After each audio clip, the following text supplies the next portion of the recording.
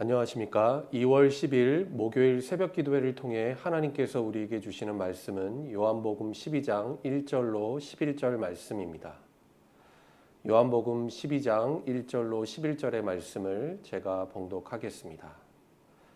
6월절 엿새 전에 예수께서 베다니에 이르시니 이곳은 예수께서 죽은 자 가운데서 살리신 나사로가 있는 곳이라. 거기서 예수를 위하여 잔치할새 마르다는 일을 하고 나사로는 예수와 함께 앉은 자 중에 있더라. 마리아는 지극히 비싼 향유 곧 순전한 나드 한 근을 가져다가 예수의 발에 붓고 자기 머리털로 그의 발을 닦으니 향유 냄새가 집에 가득하더라. 제자 중 하나로서 예수를 잡아줄 가롯 유다가 말하되 이 향유를 어찌하여 300데나리온에 팔아 가난한 자들에게 주지 아니하였느냐 하니 이렇게 말함은 가난한 자들을 생각함이 아니요 그는 도둑이라 돈괴를 맞고 거기 넣는 것을 훔쳐가미러라.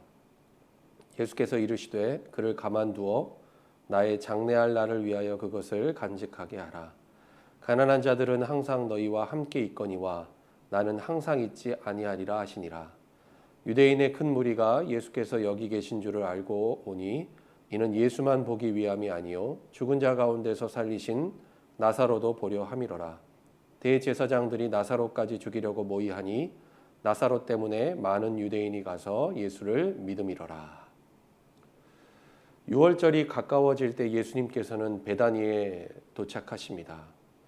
베다니는 예수님과 제자들이 예루살렘에 올라가시기 전 마지막으로 머물렀던 곳이었습니다. 오늘 본문 1절 말씀을 보면 때가 6월절 엿새 전이라고 말씀합니다.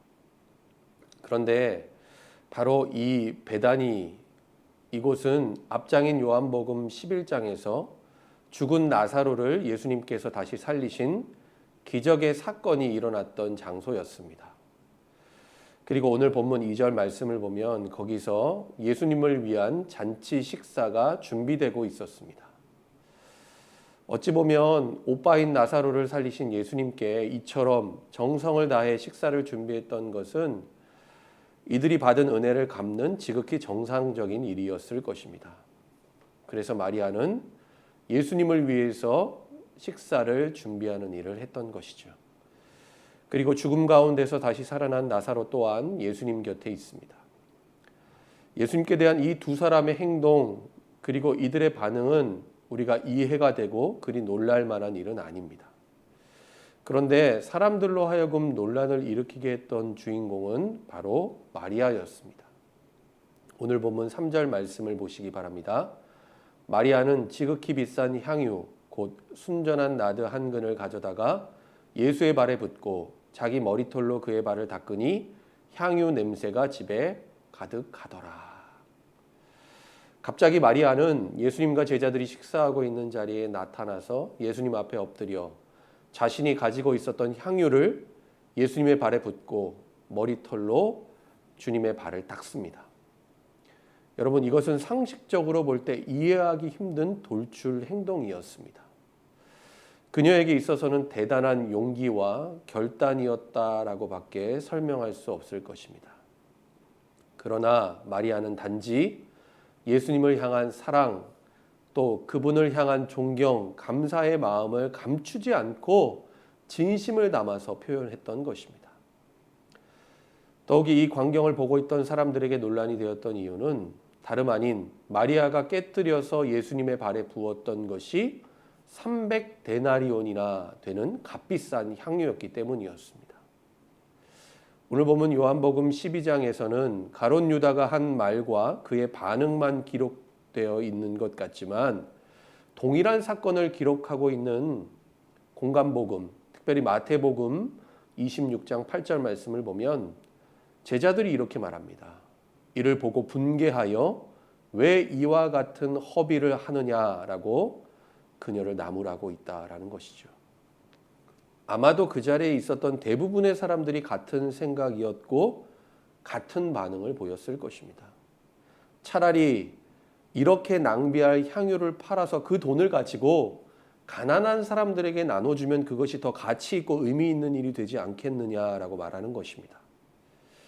지금 이들은 선한 의도, 명분을 내세우고 있지만 이를 통해서 예수님 앞에서 이와 같은 돌발 행동을 한 마리아를 핀잔하고 있는 것입니다.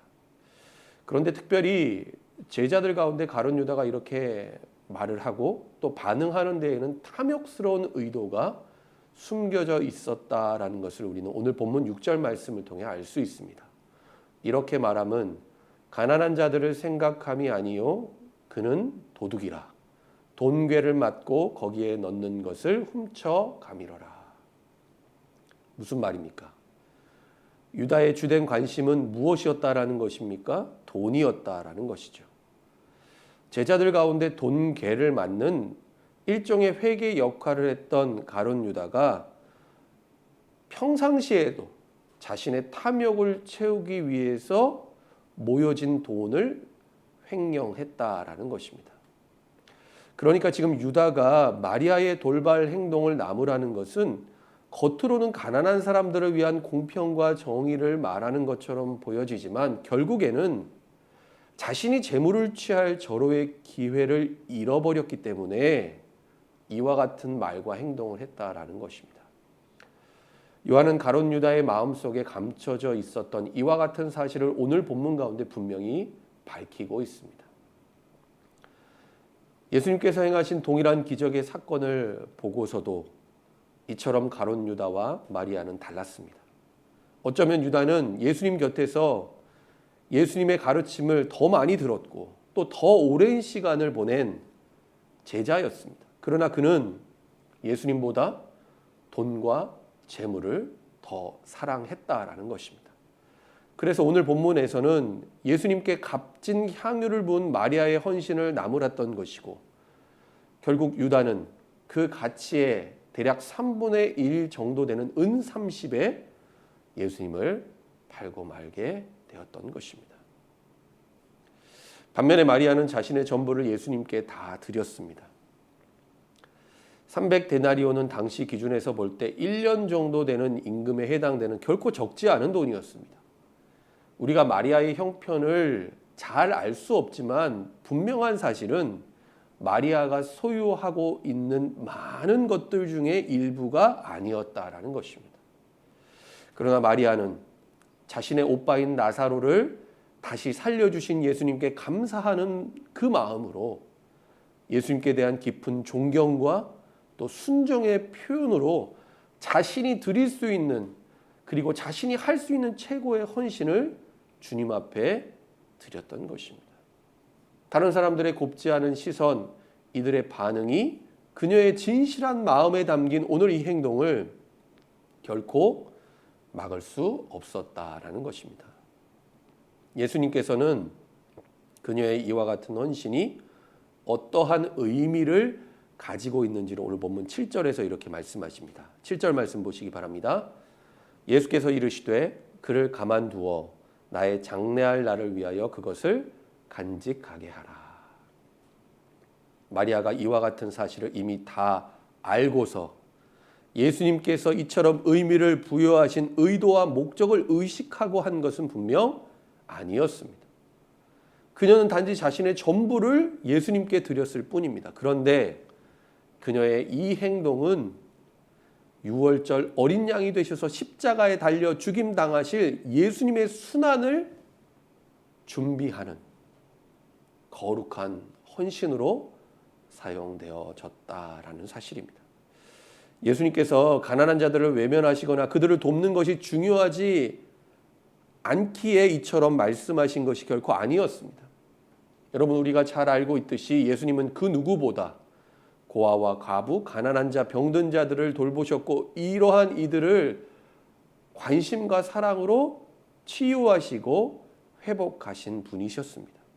그럼에도 이렇게 말씀하셨던 이유는 예수님께서 곧 가셔야 할 십자가의 죽음이 곧 하나님의 뜻과 계획을 이루는 길임을 예수님 분명히 아셨기 때문에, 그리고 이제는 그 때가 가까이 왔고 그 사실을 제자들과 사람들에게 분명하게 밝히실 때가 되었기 때문에 이처럼 말씀하셨던 것입니다. 여러분, 마르다와 마리아의 헌신이 이와 같았다면 기적의 당사자였던 나사로는 어떠했을까요? 오늘 보면 9절 이하의 말씀을 보면 나사로를 둘러싼 당시 상황을 우리가 잘 알 수 있습니다. 9절 말씀입니다. 유대인의 큰 무리가 예수께서 여기 계신 줄을 알고 오니 이는 예수만 보기 위함이 아니요 죽은 자 가운데서 살리신 나사로도 보려 함이로라. 베다니에 계신 예수님, 그리고 예수님께서 행하신 기적을 통해 죽었다가 다시 살아나게 된 나사로, 이들의 존재 그 자체만으로도 유대인들의 큰 관심과 동요가 일어나기에 충분했다라는 것입니다. 뿐만 아니라 6월절 절기가 가까워졌을 때였기 때문에 사람들은 예루살렘으로 올라가기에 평소보다 더 많이 모였을 것입니다. 그리고 특별히 이미 죽었다가 살아난 기적의 주인공인 나사로를 자신의 눈으로 확인하고자 했고, 그것을 확인한 사람들이 나사로를 다시 살린 예수님을 믿는 그러한 일들이 벌어지게 되었다라는 것입니다. 여러분, 이러한 모습은 이미 예수님에 대해서 반감과 적대적인 태도를 가지고 있었던 당시 종교 지도자들에게 있어서는 너무나 불편하고 마땅치 않은 상황이었을 것입니다. 죽었던 나사로가 저렇게 살아서 아무렇지도 않게 걸어 다니고 있는 것, 그 자체는 곧 무엇을 의미하는 것이 되기 때문이었습니까? 예수님께서 죽은 자를 살리시는 능력과 권세를 가지신 메시아요 구원자가 되심을 나타내는 분명한 증거가 되었기 때문이었습니다. 결국 이들이 택할 수 있는 방법은 한 가지였습니다. 나사로를 죽여서 없애는 것이었죠. 그래서 예수님께서 행하신 기적의 증거를 사라지게 하는 것이었습니다. 나사로는 예수님과 함께 당시 종교 지도자들에게 소위 블랙리스트에 올려지게 되었고, 이후로도 이들의 거센 협박과 회유, 끊임없는 죽음의 위험에 시달려야 했을 것입니다. 한마디로 예수님 때문에 이들로부터 받게 되는 핍박과 고난이 나사로의 삶에 찾아오게 되었다라는 것입니다. 여러분, 우리는 오늘 본문의 말씀을 통해 진정한 헌신이란 무엇인가를 다시 한번 생각해 보게 됩니다. 헌신은 이것이 나에게 유익한가 아니면 손해가 되는가를 따지고 계산하는 것이 아닙니다. 오늘 본문 가운데 자신의 전부를 드렸던 마리아처럼 때로는 무모하게 보이고, 또한 꼭 그렇게 해야만 하는가를 묻는가 또한 아니라는 것입니다. 여러분, 예수님께서는 우리를 위해 자신의 전부를 아낌없이 십자가의 화목 제물로 드리셨습니다. 그래도 아깝지 않을 만큼 우리를 사랑하시기 때문에, 자신의 생명보다 우리를 더 소중하게 여기셨기 때문에 십자가에 죽기까지 헌신하셨고 또 순종하셨던 것입니다. 여러분, 우리는 그 놀라운 십자가의 사랑을 받은 사람들입니다. 그리고 그 사랑과 은혜로 말미암아 구원받은 자들입니다. 이와 같은 은혜와 사랑을 받은 우리가 예수님을 위해 우리의 삶 속에서 지금 무엇을 주님께 드리고 있습니까?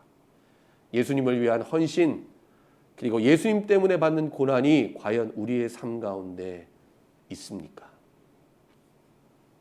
아니면 우리는 예수님을 믿고 따른다라고 하면서도 여전히 주님께 드리는 것에 너무나 인색하고 손해와 이익을 따지고 있지는 않습니까?